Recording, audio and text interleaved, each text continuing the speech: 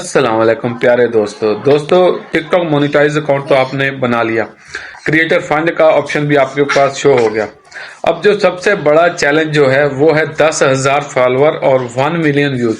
ये कैसे कंप्लीट होगा, यही तो है सबसे बड़ा चैलेंज। अब टिकटॉक मोनेटाइज अकाउंट बना लेते हो और क्रिएटर फंड आ जाता है। सबसे बड़ा जो चैलेंज है वो है 10,000 फॉलोअर। ये कहां से आएंगे, ये जानना बहुत जरूरी है। ये जानने के लिए आप इस वीडियो को मुकम्मल देखें ताकि इससे आपका भी फायदा हो सके तो इस वीडियो को सेव कर लें या फिर दूसरे दोस्तों के शेयर कर लें, इसको लाइक कर दें और कमेंट कर दें ताकि ये वीडियो आपके पास सेफ रहे और आप जो है इसको बाद में भी देख सको और आपको पता चल सको कि फिर आपने आगे क्या कर रहे हैं दोस्तों। तो बात ये है